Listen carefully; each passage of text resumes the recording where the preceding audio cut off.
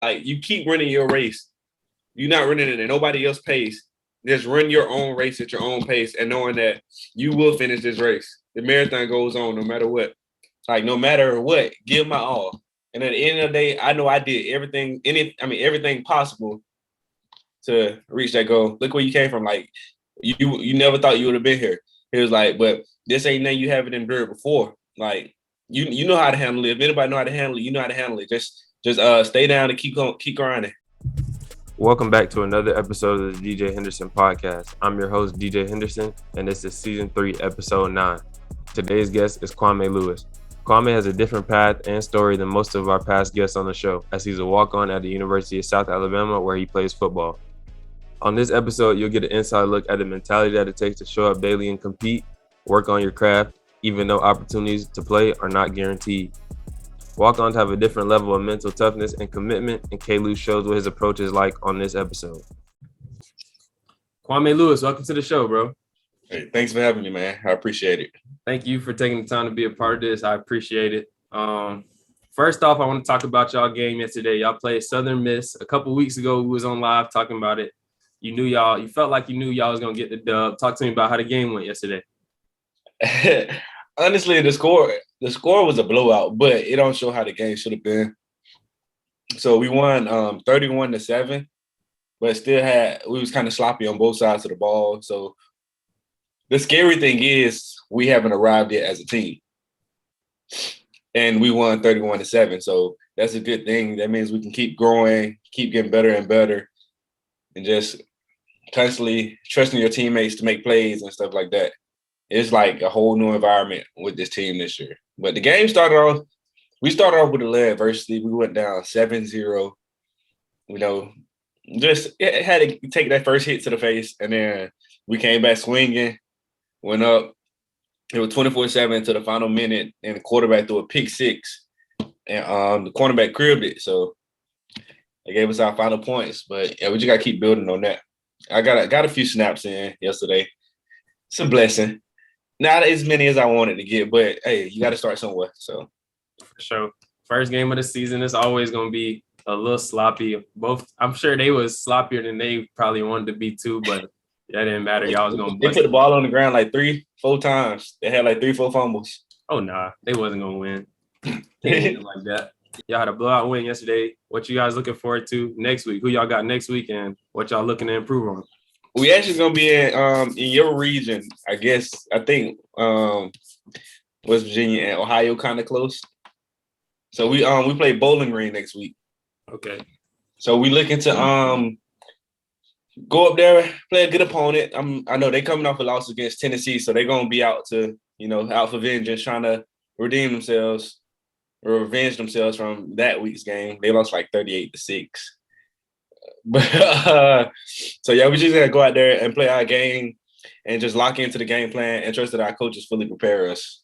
So we looking to start 2-0 for the first time in program history, and we got a pretty young program. We only been a Division I program since 2012. So for sure, I think that'll be major. If y'all start off 2-0, y'all gonna have the whole school, the whole city behind y'all. First time in school history.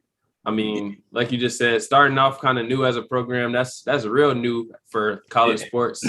So like we took like a huge step yesterday with the game because we just got an on-campus stadium last year. In previous years, people have to drive like 20 minutes downtown to a stadium to watch us play. So we opened the stadium up last year, but last year we couldn't have many fans. We only had students and our parents for was there. So yesterday we got to go full capacity. So the energy was just electric. We got to see the band perform. We got to see all these different just parts of college football. Got to see at the touchdown. We got LED lights. We got fireworks. It was real nice. And tailgating, we was gonna have instead of doing like a jag walk, you know how teams do their little walk pre-games. We did we was gonna do a Mardi Gras. We was gonna get on Mardi Gras floats and roll through the streets and throw like little toys and stuff for the fans and stuff. But unfortunately, it's Mobile, so it rains like a lot. But yeah, so. Sure. A lot of people don't know that Mardi Gras originally started in Mobile. I've been to Mardi Gras once before. A lot of my family from Mobile. Have you ever been to Mardi Gras? Yes, they need to put some respect on it. They need to know that it's from Mobile. For sure. Even though, okay, I'll say Mobile is the more family-friendly version of Mardi Gras. New Orleans, if you in college, go to New Orleans. But you get what I'm saying. But yeah, actually, my girlfriend Kyla, she took me to my first Mardi Gras parade. Yeah. We just laughing. Obviously, y'all don't know, but K Lew, that's my sister's boyfriend. Kyla, that he just mentioned, that's my sister. So, yeah, they went on a Mardi Gras experience that he just told you about. Yeah. So coming up, you grew up in Montgomery, Alabama. Talk to me about what your upbringing was like and what the city of Montgomery means to you. It means a lot, honestly, because I say coming from Montgomery, it's so easy to get trapped into a single mindset as far as like you're not supposed to have goals and aspirations. Like everyone wants to grow up, not everyone wants to grow up, but everyone advising everyone to grow up and, oh, go get a job at Hyundai. Oh, just go get a job at Walmart. And to be stuck in the city like all their life, like just to get a dead end job and just be stuck there. So with me, my mom, I grew up in a single parent household. My mom always envisioned me to chase my dreams, like anything is possible.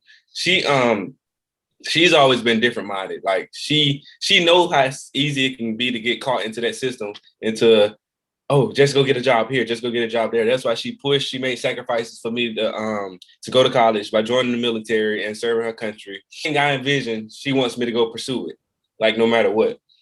And she's doing the same thing. Like now she's 40 years old pursuing her doctorate degree. And part of that, she says it's on me because I told her as long as she keep going, I'm gonna keep going. So she was like, she took that as, oh, she needs to go get another degree. But nah, for real, it's just like her chasing her goals, like not limiting herself to the city, like going beyond the city and stuff like that. For sure. I feel like it's always a blessing to have a parent or parents that's like in your corner, that's always supporting you. Like I got it more fortunate than you. I got two parents in my house that's both pushing me to do good, but you got your mom. And I always think to myself, it could always be worse. Like it's always somebody that's in a worse situation. So there's no need to like be ungrateful or just feel any kind of way. Like I feel like it's just definitely a blessing. Some people never have had a parent or anybody, any adult period, that ever believed in them, pushed them to do better, pushed them to do anything. So I feel like it's definitely major that your mom there for you, pushing you just to see more than just Montgomery, for sure. Yeah. Now I got in the past 4 years, she got married. So I have my stepdad that's also pushing with that. That's helping pick up. So yeah, him too. For sure. That's major. You play football at University of South Alabama. How did you first get introduced to playing football? Okay, so it's a weird story. So my mom deployed when I was like 5 years old. And she told my grandma, I lived with my grandmother at the time, and my grandma, she told my grandma to sign me up for some sports. So my grandma signed me up for T-ball. I quit on the first day. When my mom got the message, she was like, how you let a 4-year-old quit? And my grandma was like, he didn't like it. So when my mom got back, she signed me up. Well, actually, my little cousin, his mom told my mom about the football team. And my mom asked if I want to play, and I was like, yeah. Didn't know what it meant. I just know I was going to be with my cousin every day. So got to playing football my first year, like 5, 6 years old. Didn't play. We was wrestling on the sidelines. And then like season, we got more involved. I actually played center. I was a skinny kid. I don't know why I was playing center. I guess he just wanted me to get on the field somehow. But played center, and then eventually I ended up switching to defense, playing DN and linebacker, and eventually falling in love with the game. Like, oh, I want to do this. Like, I want to do this forever. I want to do this at the next level. Not really knowing if it was possible or not. It was just a thought. I was watching all the big dogs on TV. Some of these people before your time. I was watching K Williams from Auburn. Man, don't hey. Before we keep going, how you gonna say something like that? Like I'm not from Tampa, talking about something that's before my time. He Oh, played for he the sure Bucks. did play for Tampa. Bruh, come on, bro. Just all right, just keep going, bro. Keep going. Nah, but yeah, just growing up watching them and stuff like that. And then as I'll say like I got to about 6th grade. That was I stopped playing football. Like through middle school, I didn't play football. I don't know if I just lost motivation for it or what. It's just like I don't know. I don't know if I was discouraged because I was real skinny and stuff. I really don't know. But got about 10th grade, start finding love for the game again. My late DB coach, Coach Perk, he passed away, rest in peace. But he just started teaching me the game. I was like, oh, I like playing DB. It's pretty cool. I like making the receivers mad and stuff like that. But and it just kept falling in love with the game and starting to see my teammates get offers and stuff like that. I was like, oh, this is really possible. Like, we really can do this, like just off football and stuff like that. And pretty much that's led me here. My high school career didn't go as planned. Something always would come up as when I'm getting ready to play, when I'm taking that next step and stuff like that. 11th grade, a hamstring injury a week before the season. 12th grade, I had a dehydration issue where I had to be hospitalized. That's a whole different story. But yeah, it's just something always been out there. And I eventually decided to go to the University of South Alabama and just, try football. Being in my military, I got to go in state free. Military recovered from my tuition. So it was between South Alabama or the University of Alabama. I knew my chances were better playing as a walk-on at the University of South Alabama rather than the University of Alabama. Like, no matter how good you are, the University of Alabama, they bring in 5 stars in every year that's guaranteed to play. So I took my chances at South Alabama, and it's been a grind. I had to miss my freshman and sophomore years. So I truly started playing football like my junior year in college. But I still, like, right now, I'm on my 4th season on the team, if that makes sense. But at the D1 level, your eligibility clock starts as soon as you enroll in school. So before I was even on the football team, my clock was rolling. So my freshman year that I didn't play, that was my redshirt freshman year. The sophomore year that I didn't play, it was my freshman year, and so on and so on. And yeah, it's just been living the life of a walk-on, trying to endure the grind, keep going, and just push through, knowing that one day I'm gonna break through, and I'm like so close right now. I think that's a pretty interesting story in itself. I feel like I told you before you should start a podcast. I told you that. I didn't even know all of that, but just hearing that, you definitely should put your story out there, start a podcast, write a book, like anything like that. Anything you could. I'd be telling myself I could do anything. It's cliche. You could do anything you put your mind to, but you definitely got a story that I'm sure some people can relate to. A lot of people can relate to. You played football as a kid, took a break, started playing in 10th grade. And no matter how you got there, you playing in college, you played snaps yesterday. Like, that's really a blessing, like you said at the beginning of the show. If you're new to the show and you're watching on YouTube, make sure you like, comment, subscribe, and turn on post notifications so you never miss out on the show. If you're tuned in through the audio experience, make sure you leave a review, a 5-star rating, and subscribe to the show. What goes into the mindset of being a walk-on and just having a positive attitude, being a good person, even though, things are not like picture perfect for you? I ain't gonna lie. It's stressful. It's like, because you do all this and it's you thinking in your head, oh, what you deserve and stuff like that. But in reality, I mean, even though you might deserve it, in reality, they have to give those scholarship guys looks first because those are who they invested money in. Like during 2019, I got moved to safety. And so got moved to safety and automatically just got moved to scout team, whatever. And I told my mom, I was like this close. I was contemplating quitting. I just talked to my mama and she was like, son, you are enough. You are great. And she was like, you push through, you got this. Once you start something, you gotta finish it. And it's just like being a walk-on have you like thinking like, are you really built for this? Because you feel like you're doing all this hard work and like you might never see results. that's what's scary about it. Like you put in overtime, hours, like perfecting your craft, and constantly in the back of your mind, like, is it enough? Like, are you gonna get the chance to showcase it? Because at a lot of schools, like even with our past coaching staff, it was like, oh, you're a walk-on, you're not supposed to play. Like last year, I had like one of the best fall camps in the room. I was making plays, but my coach chose to, like when we was watching film one day, he brought up the slightest thing that I was doing, which was touching my towel before a play. And he said he gave me a negative for every time I did that. Like, if you making plays, what coach really gonna care about you touching the towel? And so basically it's a mind game. You gotta be strong mentally. You gotta have a good support system, or even if you don't have that support system, because everybody don't. Watch some YouTube, watch some ET, watch somebody who went through a situation before. For example, Baker Mayfield, he walked on. The man won the Heisman. Like just somebody to keep you going, to know that anything possible, like you said before.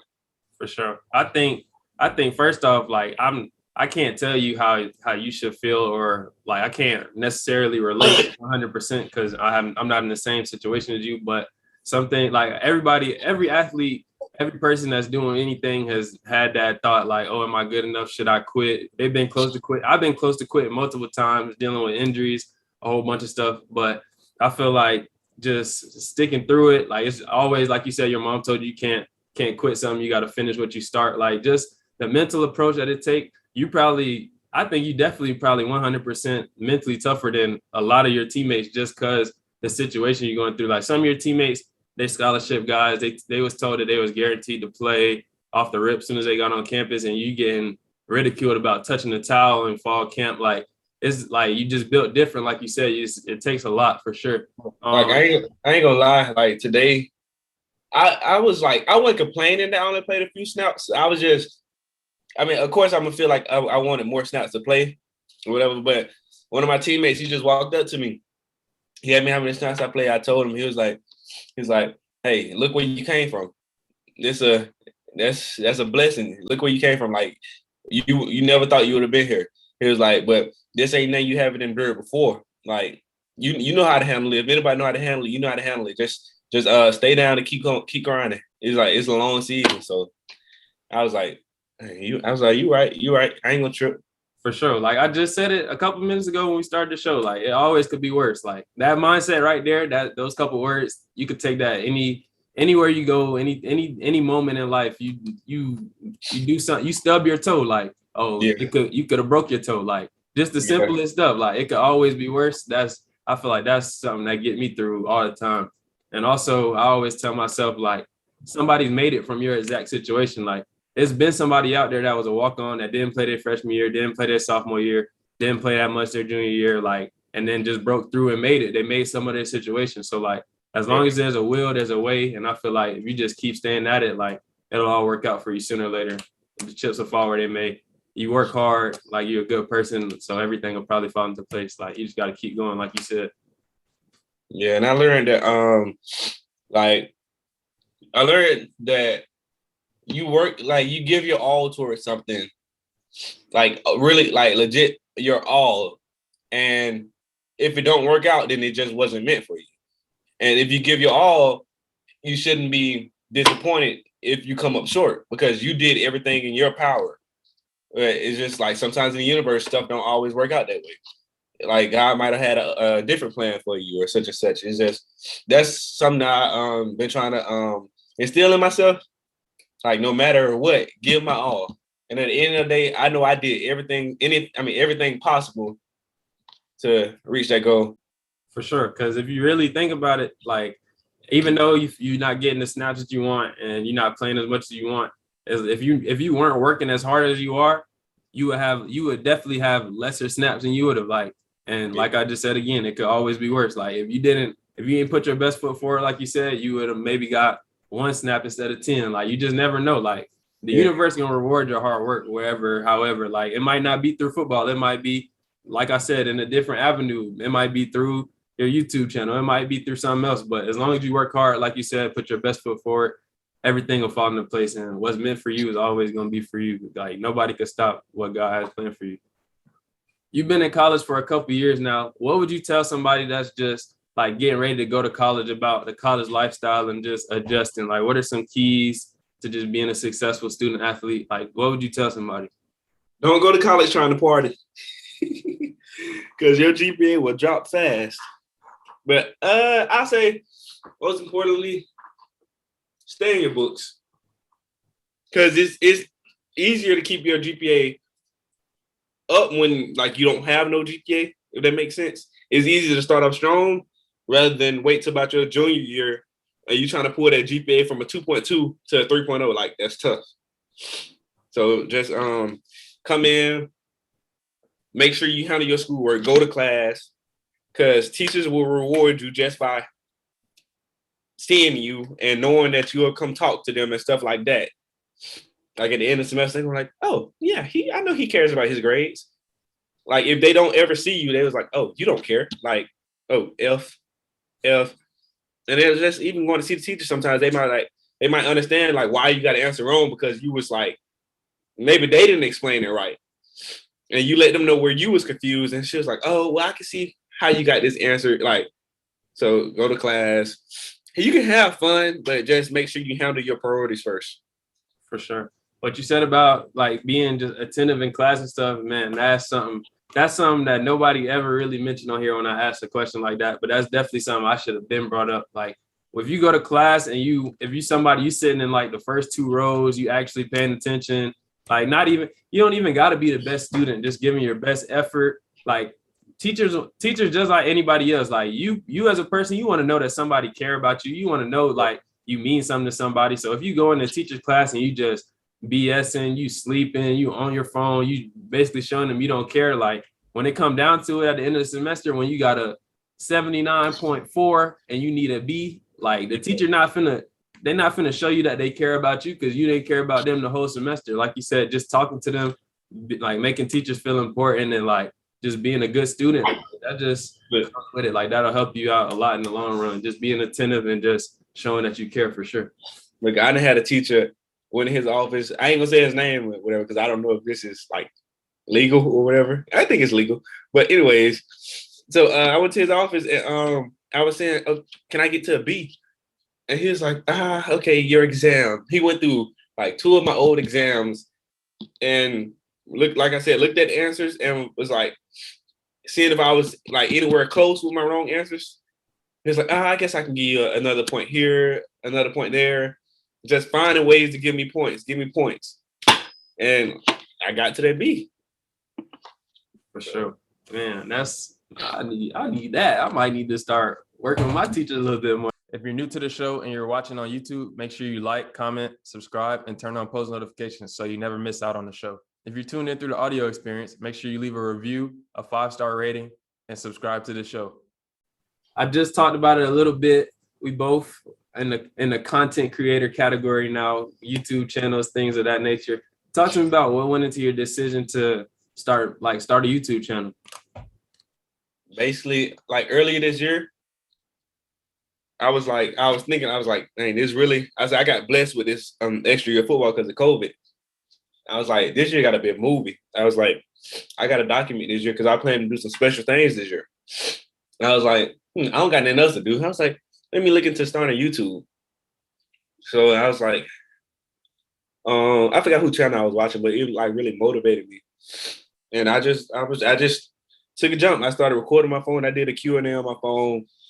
Did like a day in the life of an athlete, like 2-3 videos. Then I was like, okay, I'm getting a little buzz. I got like 100 subscribers just like off the rip when I said I was doing a YouTube channel. So I was like, okay, I see I can get a little fan base. So I took the next step and bought a camera. So I started vlogging with the camera, started recording, making content, recording workouts and stuff like that. And I just really want to see how far I can take it. Because I know like this generation is such a tech savvy generation, and I want to be able to motivate others because of my story, and want the younger people coming up to see that anything is possible that you can make stuff shake if you work towards it, pretty much. So YouTube is a great way to do that. And like I said, I'd be bored. For sure. Me personally, I've never been the type of person to be on camera, to be taking pictures. Definitely not taking pictures for sure. Like I'm still not good at taking pictures, but talk to me about how your confidence changed once you started posting on YouTube. Me personally, I feel like now I'm kind of like just better, period. I could post anything whenever, however I want to.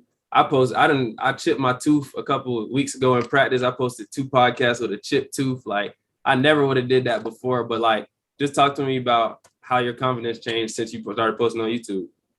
I mean, so like during my first video, my friends that's like, yo, they was like, relax. They're like, you look so, I mean, you're so like uptight. And, just like not like myself. I was talking like extra proper and stuff like that. And then I was like, yeah, right. Then I was like, people are, like, I didn't used to take a lot of pictures either. And Snapchat, I didn't used to do none of that. Never post my face on Snapchat and stuff like that. And I was like, man, I don't care. I was like, oh well. I was like, either you're gonna watch it or you're not. That's how I was feeling. So just started posting, being myself, because naturally I'm a funny person. I don't try to be, but like my personality is just goofy and funny. So I just started being myself, and my friends were like, yeah, I like this much better. Like you can see the true you and stuff like that. So it just took a little time to get comfortable with the camera. Just sitting up here and talking to yourself. For sure. I tell people all the time, like, if you can see the amount of confidence I gained just from posting on YouTube, because you got to think like, okay, you post on your Instagram, you post on your Snapchat. On Snapchat, Instagram, you got a specific number of people that could possibly view your stuff. Like I got 1,400 followers on Instagram. Instagram don't even show all your followers, your pictures, your videos. So just say I got 500 people that possibly could see my pictures. When you post on YouTube, anybody with Wi-Fi that could type www could see the post. Like it's just like way different. And like once you start posting, it's like you don't, like for me personally, it's like I don't really care. Like you said, people gonna watch it or they not. And like once I started posting, I just had to like get over myself. Like I heard there's a dude named Gary V. You know who that is? I don't think so. It's a dude named Gary V. He just like he made a video one day and he just said like just get over yourself. Like you're not that important. Like and that really like hit me. Like there's 7.8 billion people in the world. I got 300 subscribers on YouTube. Like nobody cares about you, bro. Like nobody's looking at you, just judging you, like watching you. Like nobody really cares. Like you got to start somewhere. That's what I tell people all the time. Like you should just start a YouTube channel and just do what you love to do or do what makes you happy, what you enjoy doing. Just showcase it, document it, all that. Cause like at the end of the day, everybody that's YouTube famous or whatever the case, they started at zero and they had to build up from somewhere. So that's why I tell people there's nothing wrong with just starting. Like that's all you got to do is start and just keep going. True. If you're new to the show and you're watching on YouTube, make sure you like, comment, subscribe, and turn on post notifications so you never miss out on the show. If you're tuned in through the audio experience, make sure you leave a review, a 5-star rating, and subscribe to the show. What are some things that people could be looking forward to watching your channel? You said you got workout videos, you did some day in the life Q&As. Like, what you looking to do in the future with your channel? So actually, before I joined this call, I was working on a game day vlog. So eventually, I'm gonna be not eventually, but soon I'm gonna be dropping a game day vlog from the first game, and I'm not gonna do one for every game because that's a lot of work. But just some game day vlogs and stuff like that, and then after the season, of course, it's gonna be me training for pro day, my road to the pros, because I plan on making plays this year and getting the opportunity. But just basically the life of an athlete. Try to keep this going as long as possible.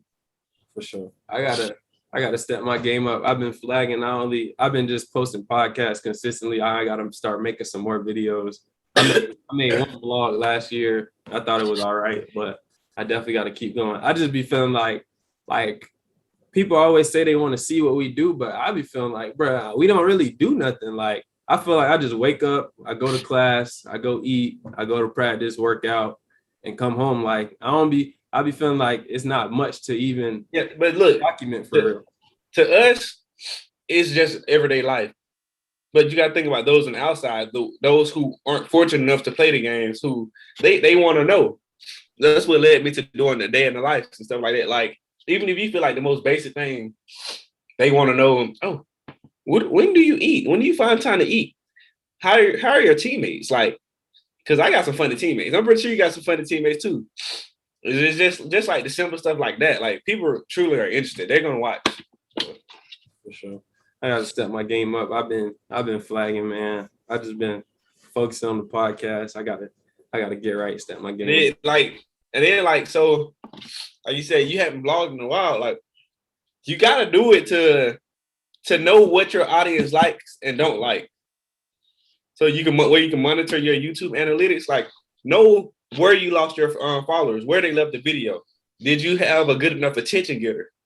Like, that takes trial and error over different blogs and stuff like that. So, like, can't just post one every like 5-6 months and just hey y'all, because they might not like that. So you feel me? For sure. Yeah, I gotta get right. I'm gonna get right. Y'all heard it here. I'm gonna get right. You're gonna see some videos coming soon.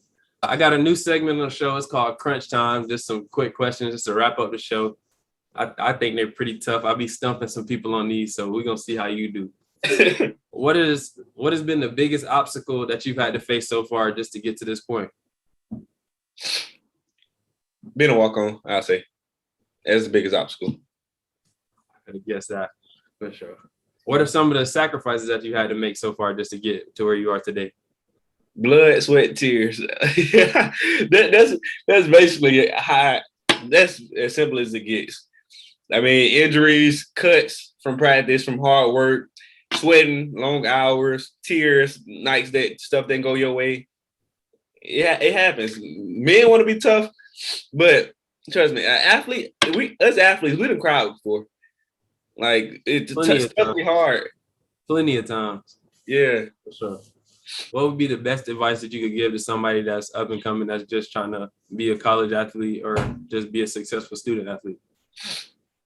Stay true to yourself. Don't let nobody opinion if you change you. Chase your dreams. Anything possible. And what else? I don't really. Just stay true to yourself and chase your dreams and know that all things are possible. For sure. What's something that a random person wouldn't know about you, but people close to you, your family, your friends, would know about you? That random people don't know about me? Yeah. Shoot, I don't. Well, they don't know my full name. First off, my full first name is Kwameh. Kwameh. Yeah, you probably ain't know that either. I didn't know it until I did my little research before, until I seen it. Then I seen the email LJL, so I kind of figured it out. You feel me? I be doing my research before I get on these calls, man. What's the best piece of advice that you ever received? Probably from my mom. Basically, her words always pop in my head is, "You got this, son. You got this. Stay in your word. Trust yourself.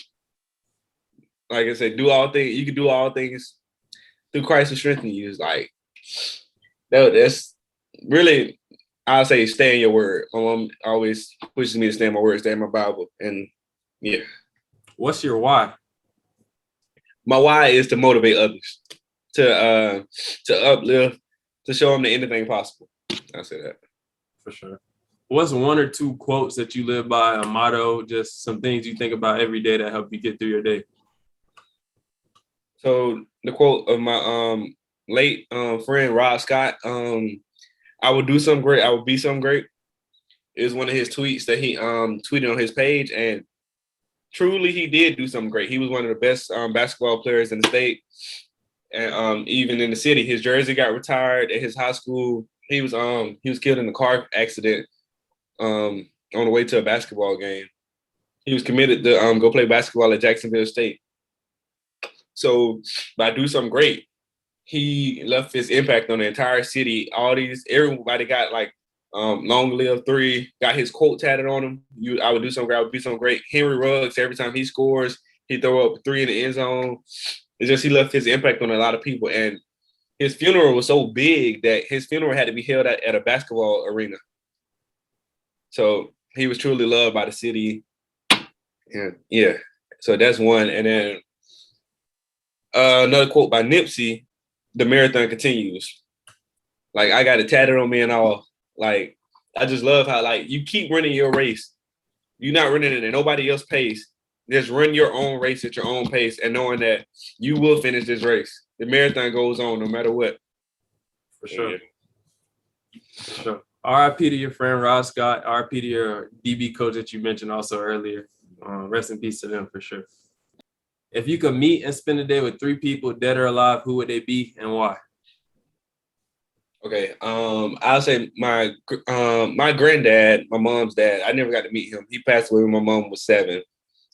He was a war hero. He was a football player at Alabama State back in the day. I just hear all these great stories about him. So him, I would love to spend time with him. 2, I'll say Jalen Ramsey. I just need to learn what he be saying to these receivers to make them mad. And I'll say, let me see. I'll say Tyrann Mathieu. Like, I want to know what keeps him going, because he done endured a lot of adversity also. Like, time after time. He about my size, about 5'9", like 200 pounds. And he's like one of the best safeties in the league. So that's it. That's a nice list too. I be keeping track some of the lists I get on here. I be getting some nice little lists. All right with that. Jalen Ramsey, Tyrann Mathieu, and your granddad for sure. Okay. Last question, just wrap things up. Who do you think I should have on the show? Whoever you tell me, you got to plug me in. You got to help me get them on the show. Who do you think I should have on the show next?